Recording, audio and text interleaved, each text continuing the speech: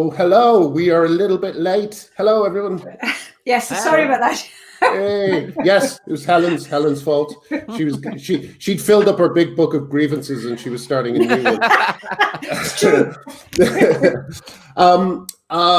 So we've got an exciting one this week. I don't think we've ever done an interview on this, have we, guys? This might be our first. We had Jane Claire Jones in. Oh, Jane! Oh no, that's terrible to not. But it wasn't an interview so much. She was talking. She was absolutely telling us about the radical notion. Radical notion. Yes, yes. See, I've got my framed artwork. Hey.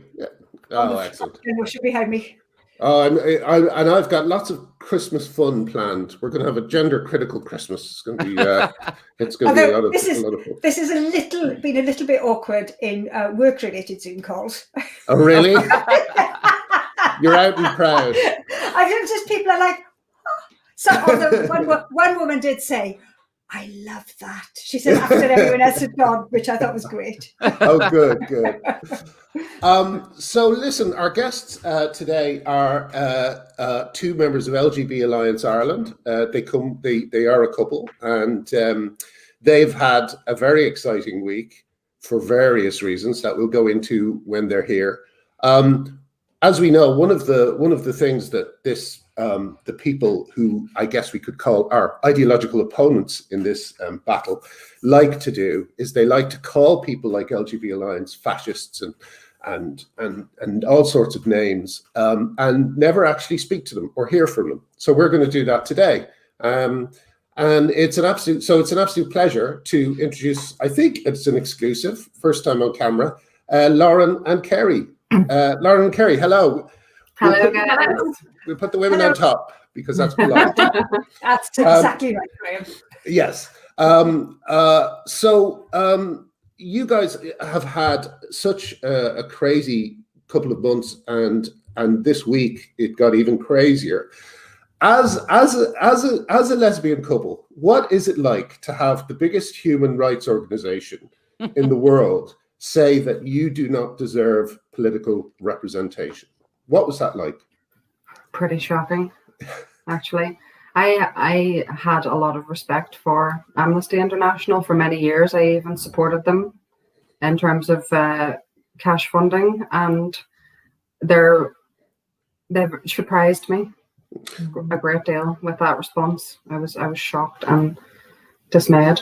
And I said to Lauren the other night, I imagine going back and speaking to the suffragettes, 100 years ago in Ireland, and saying, listen, you're doing a great job, ladies, but by the time it gets to 2020, you're still going to be fighting for single-sex spaces.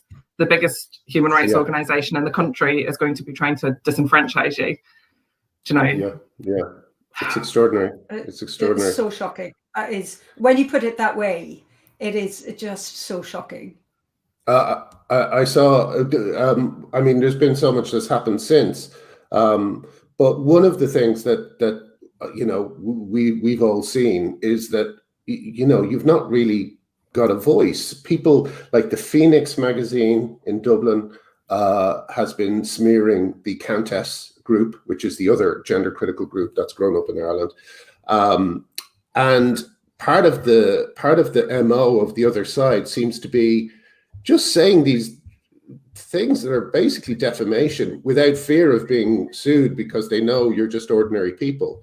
But for Amnesty to be so reckless as to call you a hate group and similar is extraordinary to me. Not only is it an abdication of their duties, but they're putting a target on your back as well. Well, I've lived here for 7 years, and I have never once experienced racism. I've never once experienced anybody be anything but warm and welcoming. Really, never once. And I've been absolutely shocked by it since this has come out. The whole English AstroTurf, go back where you came from. First of all, I'm not English, I'm Welsh.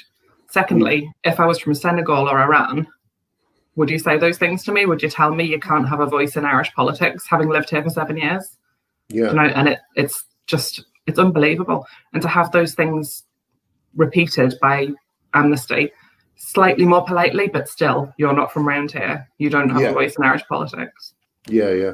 Tom O'Gorman did that. I saw him having an interaction with, as we like to call him, the Scottish actor, because the Scottish actor used his internet powers to find out that people who think that gender identity is a load of bollocks come from all over the world, and that was the shocking thing that he found. I could have told him that we have representation of like four countries here, you know. So so when was the first time that you something happened there very early on that I remember when the LGB Alliance in Ireland formed, but it's jumped out of my brain. Sorry, I can't remember. Was this the article? Yeah. What was it again? We launched on the 23rd of October, and very shortly after, within a few days, we had an article come up in The Independent, written by Emma Kelly. Yes. And there was no effort to contact us or to put any level of research into that article, as far as I can read. It was a summary of tweets, wasn't it? Basically, she summarised the tweets. None of our tweets. And it was sort of slander. There were a lot of lies and efforts to do us down as a group without even having interacted with us before. So because we knew that what was said in the article was untruths, we requested a right of reply, and we had very good reason to get that right of reply. And if we didn't get it, we would have taken it to the press ombudsman. But the Independent were very good. They did say fair play to them. Yeah, fair play indeed. I respect them a lot for that. And we got our right of reply, and it seemed to reach an awful lot of people, which is wonderful. Yeah. Yes. Great. Yes, I think that got it further than it would have otherwise. I think you reach more people because you got the right of reply than if nothing had happened in the first place. Not just because you got the right of reply, but because it was so beautifully written. It was such a good piece. It was just like spot on. It really just it was like a hole in one. It was just really, really perfect. Yeah. Thank you. but it needed to be. I felt it needed to be dignified, because the abuse that we'd faced was exactly the opposite of dignified. I mean, you can take all the sort of unsavory suggestions that you engage in sexual acts with people. You can take all the pornography that gets posted on your personal account. You know, you can take the personal abuse. You can take most of it. But when you hear somebody who used to be a butch lesbian, who then has transitioned, who comes on Lauren's post. So Lauren does butch pride pictures, right? Visible lesbian, butch, Mass Girl Mondays, out there every Monday. And when somebody comes on her post, and I respond with how lovely she looks, and somebody says, "Dry those tears, cunt. I'm happier than I've ever been, and I don't need turfs like you to cry or to tell me how I should feel. I hope your butch leaves you so they can feel free to ease their dysphoria." Wow. It cuts. That's so vicious. Yeah. It's just so unnecessarily vicious. It's tragic, the idea that you're so evil for not, submitting to surgery and correction on your own body because you're butch. It just seems just like, how did we get into this bizarre episode of The Twilight Zone? I don't understand. No. I read something about by a teenage person who's on Twitter at the moment, and anonymously, and is talking about what it's like at the moment for her. She's gender critical, and she's talking about what it's like with her friends, and she said that the word lesbian has become a dirty word amongst her friends. Yeah. You know, how do you think we've come to that place? Why has that happened? I don't have an experience of an LGBT community that wasn't already starting to tear itself from within. I suppose whenever I went to university, really, and tried to join an LGBT group, it had already fragmented, and there was tension between everybody, I suppose. And it wasn't even that we got aggro for being lesbians. It's that they were sort of dismantling the women's lists.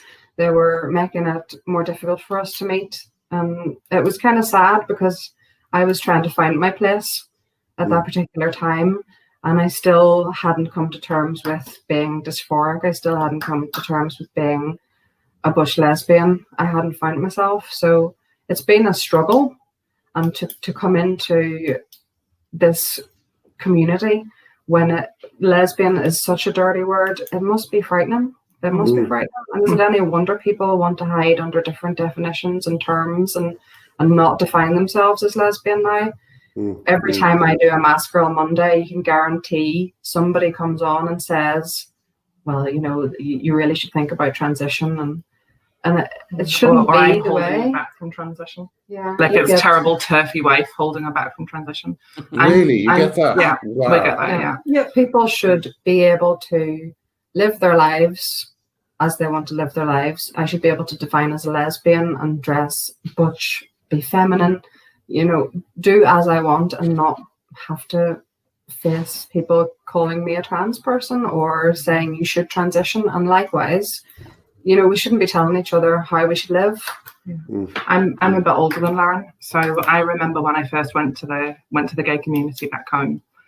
I arrived and I would have gone on the number 11 bus over to the nearest town, and I used to go to the Dyke Bar, right, in the nearest little town, and I was like 14, 15, and I just found out that there was such a thing as a butch lesbian, and I was like, I have to find myself one of these. So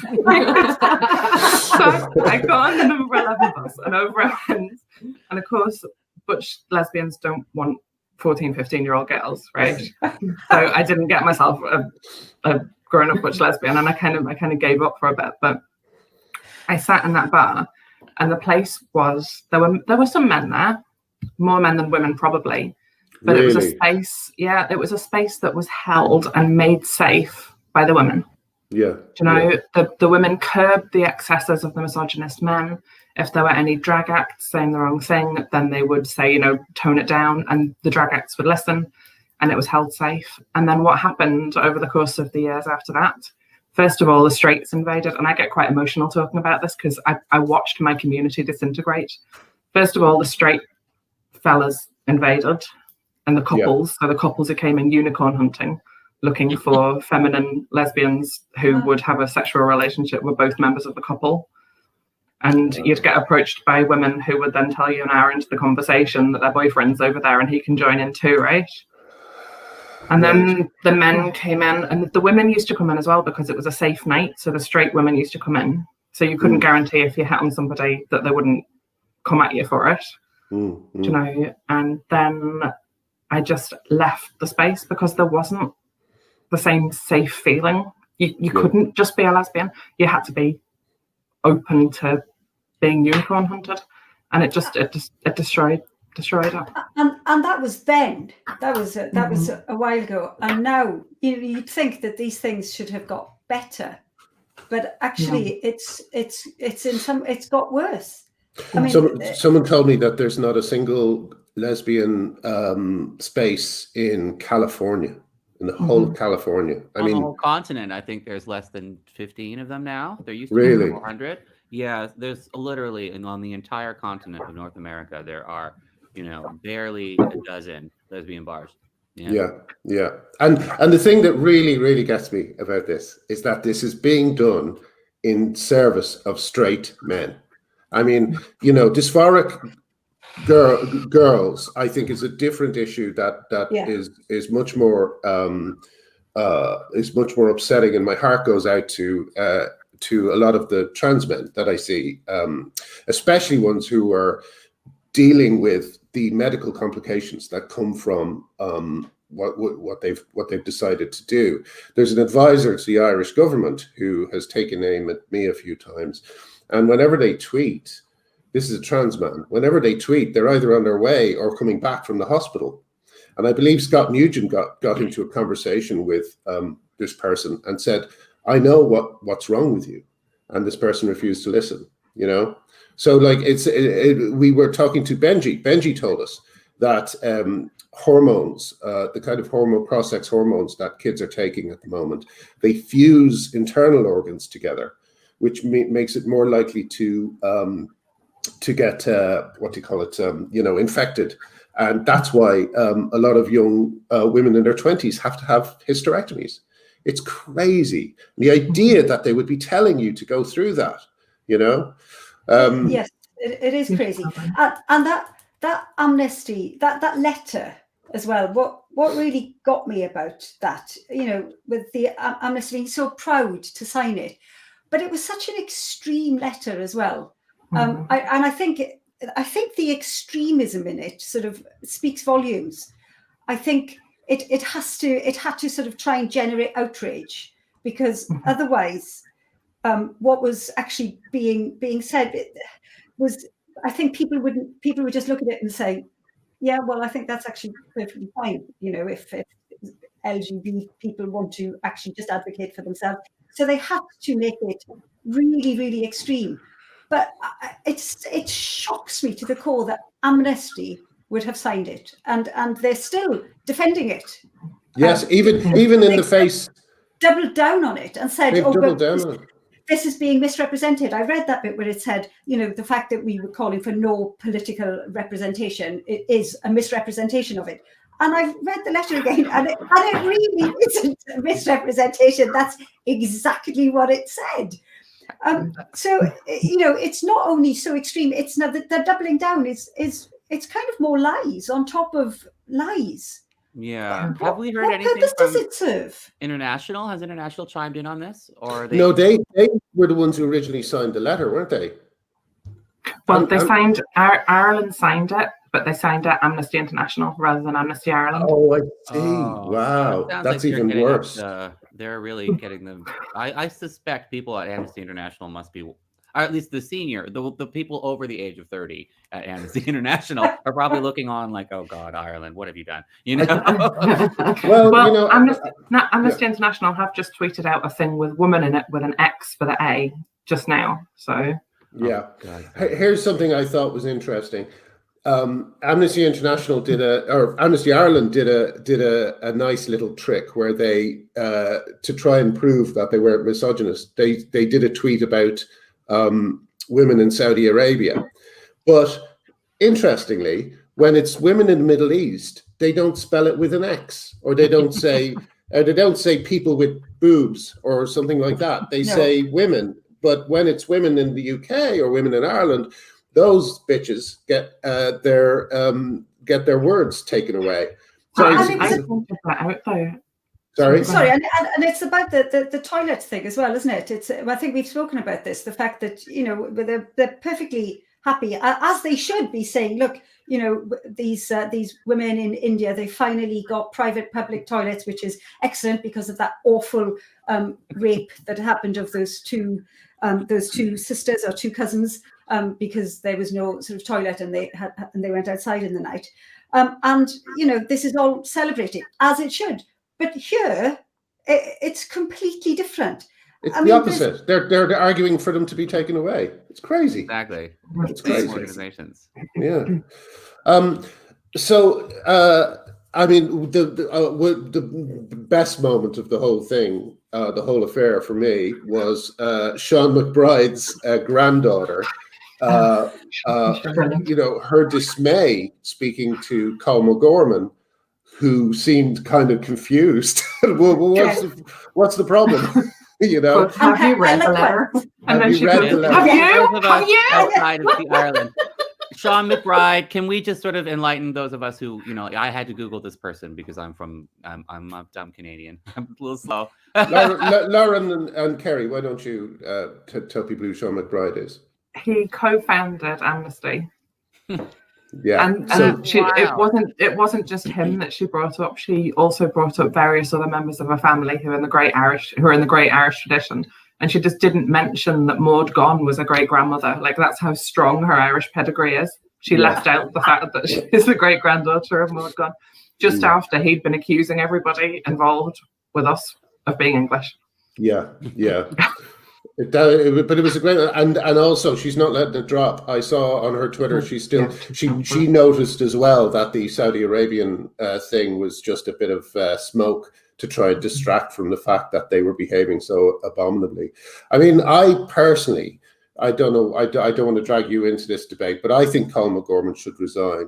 I think if you're in a human rights organization and you argue for people like yourself to not have any political representation, you are done, as far as I'm concerned. But you know, who knows? If there's no further media pickup, it's just us and our 5,000 people on the YouTube channel. You know, it may not get any further, but I hope it does. Are you seeing a change in the atmosphere over there based on all this? Are you seeing people wake up a little bit? Yeah, we are seeing people. Yes, they're opening their eyes to this.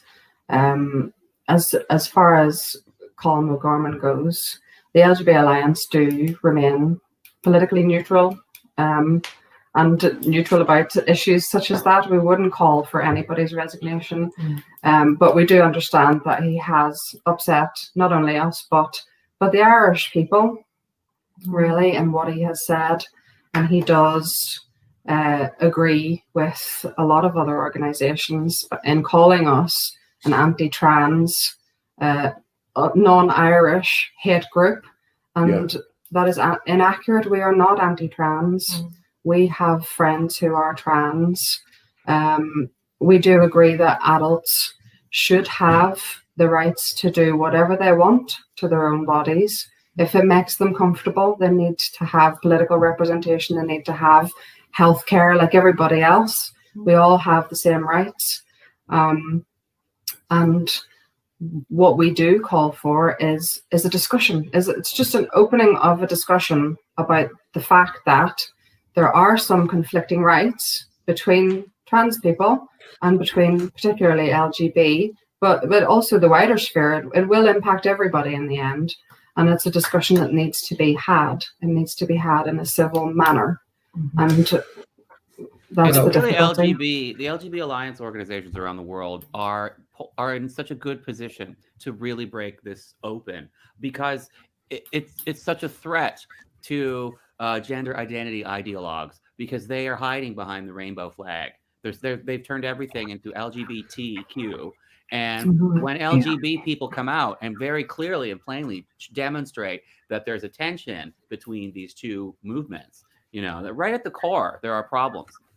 Because it's very easy for somebody who's same-sex attracted and non-conforming to become distressed about it and to develop dysphoria. And so then that would make them want to change their sex, and that could technically make them take them outside of a same-sex attracted sort of identity, or it could take someone who's heterosexual and bring them into it. So there's just tons of tensions and problems between these two movements. It went from, if you have severe dysphoria, then it's okay for you to transition, to if you are gender nonconforming, you should transition, you know, you can if you need to. And now it's like, why the hell aren't you? You know, it's gone out of control. But yeah, the LGBT movements are the scariest ones to these people. And you can just see people freaking out the second we announce our existence as LGBT rights organizations. People just explode. Yes. Yeah. But it's true, because there was, I mean, because what interested me this week, that it sort of had come from two sides. There was that letter, and I think it was that letter saying, you know, they're just small Twitter accounts, and I think that Scottish chap was saying, you know, look, it's just individual people in these countries, it's just small. But on the other side, you had that sort of foxy lawyer chap saying, look at all the dark money, it's all coming from the Heritage Foundation. So you're like, well, which one is it? Is it that they're like extremely well funded, like religious rights groups, or are they just individual people with a Twitter account? Yeah. I like to call it Schrodinger's hate group. Exactly. But look, I do like that you've used some of that dark money, Lauren and Kerry, to buy a huge clock. I think it's obvious that all the money went into the clock. Graham, this isn't even Lauren's huge clock. This is my mother-in-law's huge clock. You should put it on a chain and wear it around your neck. and say, "What time is it?" That actually just really small women. I heard a funny story. Is once. it small or far away? I heard a funny story once about Favour Flav in Public Enemy. Apparently, he was shooting a video or something in the UK, and he was sitting on a bench, and this old lady came up to him and said, "Why do you have a big clock around your neck?" And he said, "Because I need to know what time it is." Anyway, sorry. My God, could that be any more off the subject? On the subject, Lauren, you should talk about dysphoria, because I think this is like really key to the whole topic is dysphoria.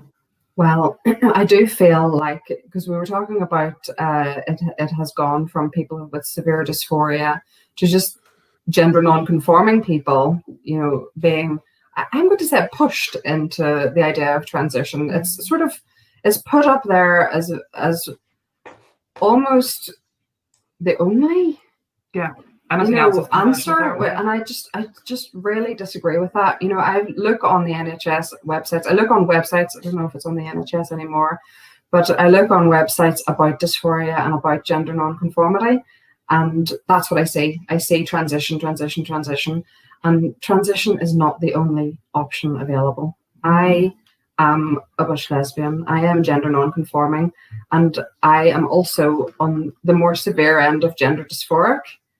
I have been for a very, very long time, and there are other ways to deal with that than transition. Ways I've sought therapy, like many people do, and there are ways to come to terms with having the body that you were born in, really accepting who you are, realizing why you feel the way you do about your body, looking into what that means for you, where it comes from, and really understanding, why those feelings are there. And to a degree, it is societal. It is, well, this is the way girls are supposed to be. This is the way boys are supposed to be. And if you fall outside of those categories, which I always did, then, you have to change in some way, but you don't, Yeah. I can still ride motorcycles. I can get a buzz cut on my hair. I can wear a man's shirt, as I'm doing, and I'm still a woman. I'm proud to be a woman. I love being a woman, and I still have difficulties. I still have, body difficulties. I still do that. It is difficult, but like any mental health issue and condition, it is treatable, and it doesn't have to be treatable with surgery or meds or lifelong, cross hormone taking. To me, it's a travesty that they're even considering doing this, particularly when it comes to children. If adults want to do that, fair enough. Let's let adults do what they want to do. But when it comes to children, I just can't advocate for that. I think it should not be allowed. I think I'd just add a little dimension to that, which is that there seems to be a problem whereby a lot of people under 30 who seem to be the people who are behind, say, the Suzanne Moore thing where they signed that letter, and the people complaining to a publisher in America. Apparently there were tears because they were thinking of publishing a Jordan Peterson book. These are people in their 30s. They're or under 30. They're the first generation to grow up who didn't play outside in the same way that kids of previous generations did. They have basically pickled themselves in other people's opinions on the internet, and they can't seem to deal with the real world. So I feel like it's not just children; it's an extension of childhood. I mean, another thing. Sorry, this is kind of semi-connected, but when J.K. Rowling came out, the outrage they felt is because a lot of these people haven't read any other books apart from the Harry Potter series. It's like there's an infantilizing culture, and if you look at further abroad into things like the furry subculture and the kind of weirder fetishistic subcultures that are coming up to do with children, the way anime is such a big thing as well. I think childhood is just it's going on too long, and it's being corrupted. You know? Absolutely. And Yeah. further to that, like almost every single major Hollywood film and almost every single major Hollywood television series revolves around superpowers and the supernatural. Action superheroes, werewolves, vampires. It's all about this used to be considered a kind of juvenile thing. All this imagining having superpowers. Yeah. Now it's just permeates the culture. Everybody wants to imagine they can transcend their ordinary human self. And that really feeds into the trans narrative as well. The idea that you can become something different and that you're special. You know, you're not just a muggle, you know. That's a big part of it too. But the thing about dysphoria is so interesting is that it's very much a societal thing in the terms of the fact that, you know, it's social gender roles imposed on people can feed into dysphoria. But also, I think if for many, many generations, I don't think a lot of butch lesbians experienced severe dysphoria in the numbers that they do now. And I think it's because, oh, really? Okay. Yeah. But I think maybe part of it is when you see the option to transition, when that suddenly becomes a thing that is readily available, that can make it much more, that can see the Amplify idea in it. people's heads. Yeah, maybe. Yeah. What were you going to say, Katie? It's difficult to explain it. I think there's something about rejecting your own femininity and being deeply gender non-conforming and being properly old school butch, that I'd say that anybody who is old school butch has probably got an element of dysphoria. Do you think it's been amplified now that it's readily available to transition? I'm thinking of Debbie Hayton, a trans woman who, you know, this person always had sort of autogynephilic attractions, but it wasn't until they saw a news report on the readily availability of sex change. That's when suddenly their low-lying feelings just amplified into outright, complete debilitating dysphoria. You know what I mean? Until they knew. Before they knew that that was a thing that's readily available and that's socially acceptable, they had no, it didn't become such an urgent sort of thing, you know? So 20 years ago, butch femme dynamics was a way of managing dysphoria. Gary, can you just pull your microphone just a little bit loud? Yeah. What about that? So 20 years ago, butch femme dynamics was a way of managing dysphoria. Like that was the route that you managed dysphoria by. And I can get into it, but it probably make absolutely no sense to you unless you're actually an old school lesbian. No, this is interesting. So, it's amazing. It's the old school way of managing dysphoria is butch femme dynamics. I can't remember where I started on that. Why did I start on that? We're talking about the readily available. Yeah, so I think the ready availability of it. I've always been the way I am, like feminine but tough too, which is typical femme. But I think if I were coming up now, I would have seen myself as gender non-conforming, as femmes are. But I think I might have even gone down that road towards transition, do you know? Because I would have seen the way that young girls are sexualized, the way that they draw the male gaze. I don't want anything to do with the male gaze, thank you very much. Yeah. Do you know? And as a young teenager, I drew that and I would have taken it. I think I would have taken another route for something else other than... What is that noise? It's just that... yeah, I mean, even what Artie talked about it getting wider, but I think getting wider for me might have meant that I would have transitioned too. Yeah, I have a psychoanalyst friend who says that, you know, she gets in young girls who say they're men, and then they, you know, but they present in a completely feminine way, and they say, "Well, I'm a femme. I'm a femme man," you know. Well, I think it's like anything to get out of the category of woman. You know, anything to leave it. I've said a couple of times, I would have, I think, undoubtedly come out as non-binary. I mean, there's absolutely no question in my mind. That's exactly what I was looking for when I was growing up.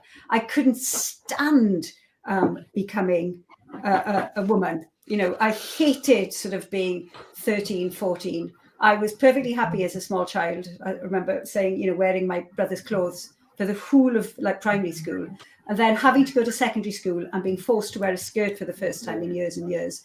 that was that was dreadful, and I absolutely loathed it. So there's no question that I would have been non-binary.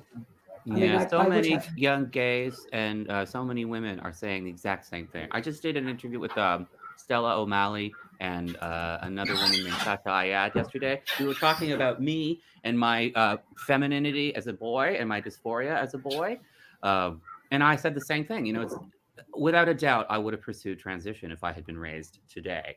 And I think Stella said the same thing. She said, she's not a lesbian. She's a heterosexual woman. But she was a tomboy. And she said the exact same thing. Yeah, she would have opted out for sure. Yeah. Same. Yeah. That would be the same for me. I mean, when I was young, I had dysphoric feelings, but also I had puberty at a very early age. And as a result, I was 10, but as a result, having a more mature body at that age, people sexualized me before I even understood what it was.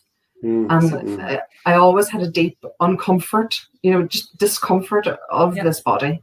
And I can understand why other children might want to get away from that, why you would want to define out of it. But I just, for me, the courage that it takes to walk through the world and love the skin that you're in and be yourself in the face of all that, I find it astounding. I find it astonishing and beautiful. So there you go. I feel the same way. I felt the same way about Magdalene Burns. She was fighting this stuff with every scrap of with everything she had. At a time when it was simply not done to fight back. And one of the things I would love to do is to get Magdalene a posthumous apology from Edinburgh University for kicking her out of the LGBT groups there, on the demands, by the way, of a straight white male, once again. There's something else I wanted to talk about a little bit. We're speaking a lot about gender dysphoria here. But there's definitely a strain of thought that you see, and I think this is a sign of a couple of things. First of all, of the incoherence of gender identity ideology, which they literally make it up as they go along. We know recently mermaids who have been talking about being born in the wrong body for years suddenly changed their minds and said, of course no one is born in the wrong body, in the most hilariously obvious reverse ferret that's ever been seen. But also you will find people online, like one of the charges leveled against me is, he says it's a mental illness, right? So there's an attempt to move it outside of the realm of dysphoria. They're trying to make it sound like it's not mental illness. So if it's not a mental illness, then it's what? It's a lifestyle choice. If you say that, you get into trouble. So what is it? What is it? Yeah. Where do and one of the reasons why I think they're so. What is this noise? Sorry, it's awesome. Oh, is it you? Sorry. What is the room moving on coasters? Are you in a roller skate rig? It's my father-in-law's method of locomotion. Oh, I see. Okay. The thing that it seems to me is that it's very, very hard to speak about this stuff for various different reasons. And one of the problems that I see as being so pressing is that, people like Colm O'Gorman and Amnesty International are making it harder to talk about this stuff, whereas a conversation is desperately needed, a national conversation in Ireland and the UK about what are we talking about here when we talk about trans? What is your definition of the word? Because by now they don't mean transsexual. So they mean transgender, which can mean anything. A bloke with black fingernails, black fingernail, isn't it? But it's purposeful. It's purposeful. Yes. They don't want to talk about it because if it's said out loud, then people will say, "Hang on, what?"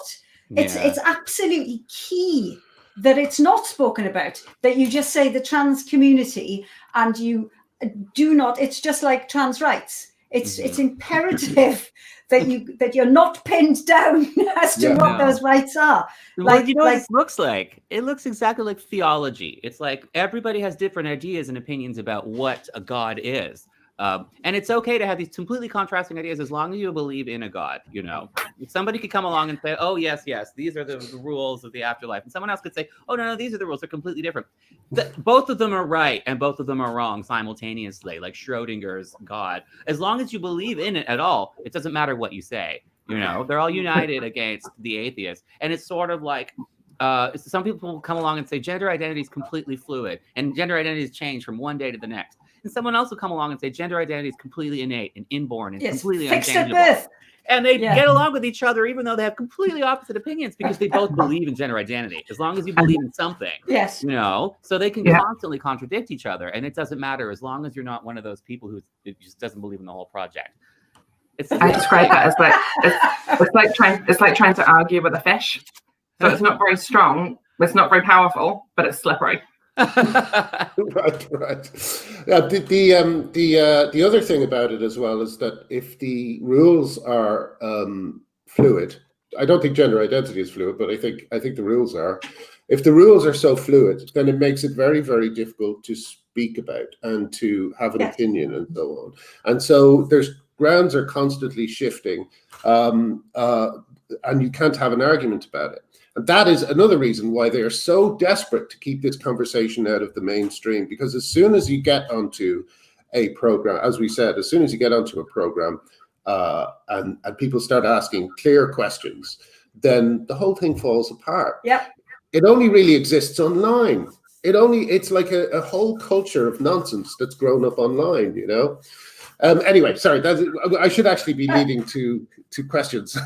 Sorry, but I just wanted to say here though, and it's true, you know, like I've been questioning Billy Bragg now for the last 4 or 5 days about his statement where he said that some women are struggling against trans rights and he cannot support that. And so I very specifically asked him if one of those trans rights that he's talking about is the right of a male-born person with a penis to undress in a changing room with women and girls. And you're obsessed, Helen. Every time you ask it, I want to see it. Yes. Obsessed with penises. And I've asked him now sort of 4 or 5 times. Now, I'm sure he's very busy and he hasn't seen it. However, so I think I will continue. I will continue to ask once a day, as I have been doing, and see what happens. Because if he blocks me, it'll show that he has actually read it and doesn't want to answer. And if he doesn't block me, then I will just continue to ask him, and more people will see the fact that he refuses to answer. Yeah. Yes. So, Lauren and Kerry, what are the plans for LGB Alliance that you can talk about in Ireland? So I'm reading Lao Tzu at the moment, right? Lao Tzu, yeah. I was sitting with Lauren the other night and reading her bits of Lao Tzu and saying, "Oh, look what I say." And Lauren says, "What do you say?" Who's Lao Tzu? Why does she talk like that? Okay. That's such a great drag queen name. Lao Tzu. Oh, brilliant. No, so we've got aims more than plans. We've got thoughts about how we go forward, and we've got links that we want to make and links we want to strengthen. We've got things in the pipeline. Mm-hmm. Now, for sure. Legislation in Ireland too coming up that you want. Yeah. The hate crimes legislation is a thing. This is like the SNP's crazy insanity that they're destroying their party with at the moment. A similar thing. What is the hate crimes thing in Ireland? What shape is that taking? Well, it's early days, isn't it? Yeah, but we have submitted our concerns about it. Yeah, we've written to senators. There's actually there's a couple of other people who are on our committee who are leading on that one. But it's the whole of the legislation just reads like it was written by trans rights activists. So it makes transphobia illegal, but it doesn't say what transphobia is. Yeah. Mm-hmm. Oh, wow. Yeah. I think that means I would be arrested as soon as I get off the plane, just for existing. Graham Linehan existing in Ireland. I think that would happen anyway. No, I mean, no, you're joking, but when Lauren puts a face on the internet and does Butch Pride, people think she's transphobic for existing, having dysphoria, and not transitioning. And so just for existing, it's kind of scary that could be illegal. It could be illegal. Yeah. I mean, have an if Lauren obligation to surgically alter yourself, or you could be arrested. Isn't that like some crazy science fiction? and it does sound crazy, but lots and lots of things up until now have sounded crazy, and we thought, oh, that couldn't possibly happen, and has happened. Yeah. If you went back to Stonewall and told them in 2020, those meetings after Stonewall, if I'd gone time traveling and said, look, in 2020, they're going to have little kids in primary school and they're going to be socially transitioning them and giving them puberty blockers and sterilizing them at secondary school. Yeah. Do you know, like, it's insane. I mean, we're so far beyond the entrance to Wonderland. You know, we're really in the middle of it. You know, it's insane. Let's just switch. I mean, we're 45 minutes in, but I think that gives us enough time to talk about another big subject, which is the cotton ceiling, which Rory O'Neill or Panty Bliss recently he did a very foolish thing. He asked online to see the receipts for the cotton ceiling. Now, people who don't know the cotton ceiling, it is the word that used by male trans-identified males to talk about the problem of lesbians not wanting to sleep with them. And Rory O'Neill affected to believe that this didn't exist. And then he was sent thousands of receipts showing that it does exist. It is a problem. One of the earliest ones that I often talk about was a young woman who wrote to me and said that she had a trans-identified male friend who was in a lesbian club with her, of course, because it's not just for lesbians. Lesbianism is not just for lesbians. And when he asked her if she was interested in having a relationship, and she said no, he slapped her across the face and walked out. You know, and when people say, "Oh, it doesn't happen," and no one's forcing anyone to sleep with anyone, what is the reality behind the cotton ceiling? What was it like growing up? What was it like on the ground, so to speak? Did you ever have any experiences of it? Well, I get this more than you. Shall I tell you about my ex-boyfriend? Sure. I was 18 and I came out to my ex-boyfriend. I said, "We've got to split up." I said, "I'm a lesbian. I can't do this anymore." And my ex-boyfriend says, "Hooray, so am I." So it was horrendous. It was horrendous, and it wrecked so much for me for so long. It really did. But it wasn't just that. It was the fellas coming into lesbian spaces before I even met him. And I get my weekly transbian. I get a weekly transbian in my inbox. And I mean, you have to sort of give them some credit because they usually go up to the trouble of creating a brand new account. Yeah. 0 followers, 0 following, and sending me like pictures of themselves and inviting me to do things that I don't want to do. Yeah. And it goes back. I'm their target market. It goes back as far as we met though, didn't it? The night we met. Oh, that was so many years ago now.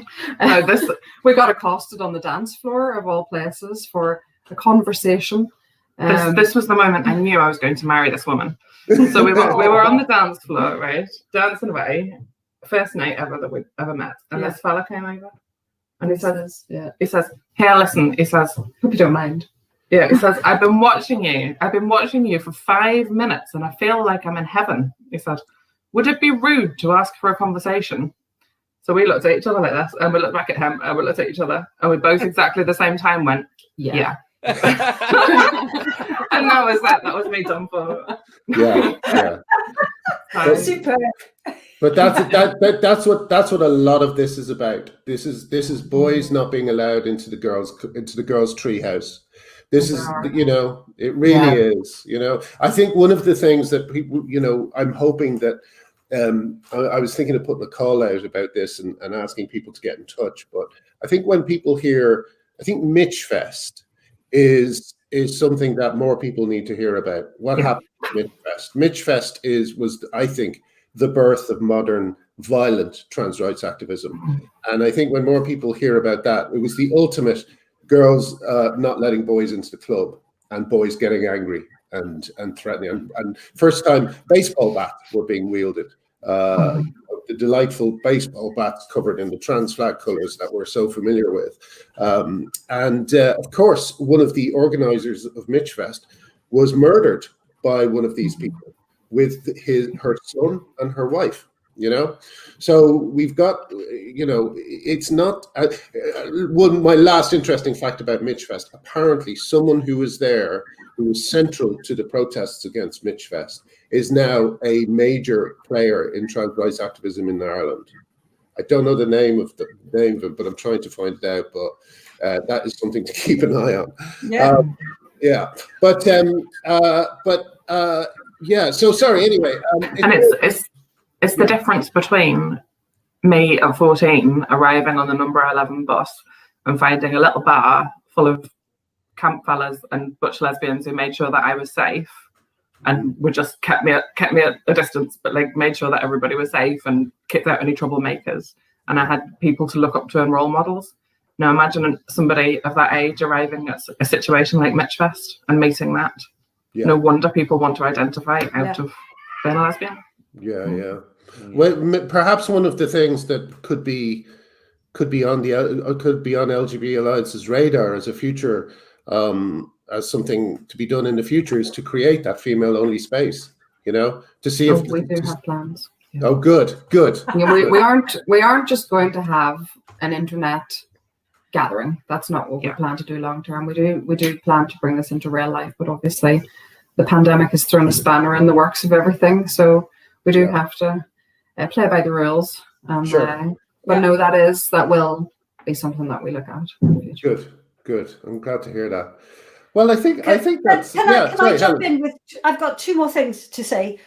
Just sort of, you know, maybe points of note is that the GRA consultation, again, the Women's and Equalities Committee's one, is closing on Friday. And it's open to anyone who has sort of some vested interest in it. There are lots of questions. Most of them would be ones that trans people would naturally answer.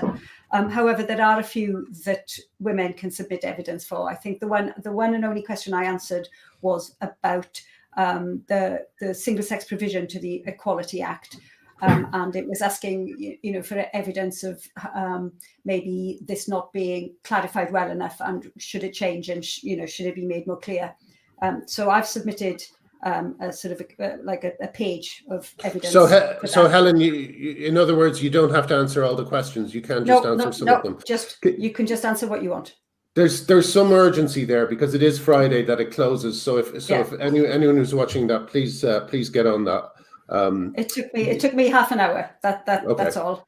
Okay. And the other thing I wanted to say was, today is the International Day for the Elimination of Violence Against Women, and the Counting Dead Women account has been tweeting out every 5 minutes a woman murdered by male violence in 2020 or this year since this time last year, and it's harrowing reading. But I thank the women involved in this just awful sort of heart-wrenching work, putting this together and making sure that this is recognised and publicised. I've been retweeting as many as I can around work. And I just wanted to thank those women for doing this. Oh, and the Bank of England for projecting it on. Oh no, wait, they didn't. Yes, very true. Yeah. Oh, of course, women have no flag. Women have no flag. That's part of the reason. So that was a bit of a mistake on your part, ladies. I have to say, you should have got a flag that the Bank of England could have projected. I know, but I remember there's a little aside. I remember pink one when people had using the suffragettes' colours, and somebody was complaining that women had appropriated these colours. Because I think some trans activists had started to use the green and the purple and the white, and somebody had complained that women were now appropriating these colours of this flag. This was a couple of years ago. I remember thinking that's what Adrian Harrop said to Posey Parker. He said she was something like she was appropriating the word woman or something. It was very funny. But anyway, so Lauren and Kerry, I think we can let you go because we've stolen too much of your time already. But thank you so much for coming on and speaking to us. And you know, all I can say is you're playing a blinder. You know, keep it up and please stay in touch. And if you ever want to come on again and chat to us about it, if anything's going on or you need to publicize anything, just let us know and we'll send it out to the 8 people who are watching it. Thank you, Graham. Thanks so much for having us on. Yeah. Listen, before I go, what I wanted to say is that I said to my mate last night that we feel like we're holding back the tide. Yeah. And she said, yeah, but what do dykes do? So I'll leave you with that one. That is a perfect place to end it. Lauren and Kerry, lovely to meet you. We'll see you. Hang around. We'll have a quick chat before we go, but we'll say goodbye to our audience. Thank you for joining us, everyone, and we'll see you next week. Bye-bye.